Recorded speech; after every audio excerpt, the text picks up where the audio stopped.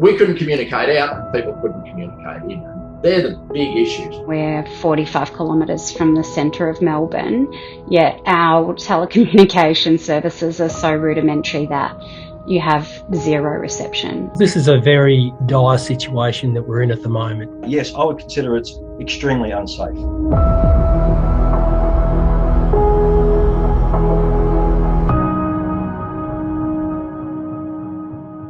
From an emergency sense, it's a disaster from the moment the power goes down. 4 hours in, we have no connectivity to mobile phones, and therefore any chance of reception for internet also drops out. Then you're totally bereft of any forms of communication.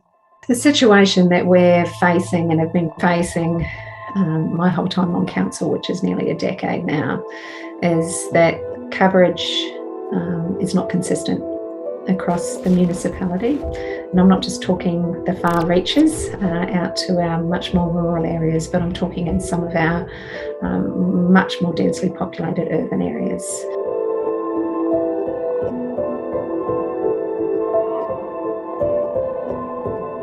And the other key issue for us is in times of natural disasters, coverage can disappear completely.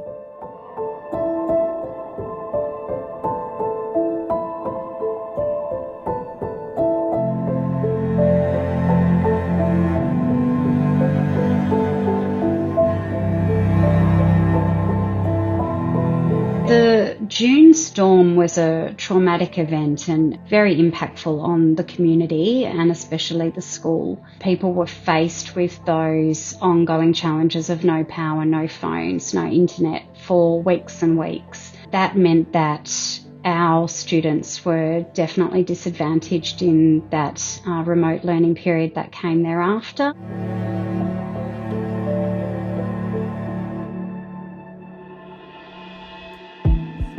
We run a wholesale nursery that supplies retail garden centres. When you're delivering, say, slow emails or the emails aren't coming in or the upload has been slow, and that's just forced us to come across unprofessional in my mind. And they might think that that's, just how you're running your business, but really it's got nothing to do with it at all.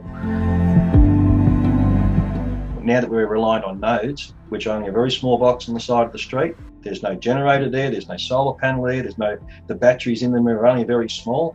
So they only last a few hours, and then bang, we've lost everything. If we have a bushfire, we have floods or anything else like that, we get cut off, that's it. There's nothing else out here to save you. There's no one you can call if you can't make a call. There's no one you can email once the nodes go down.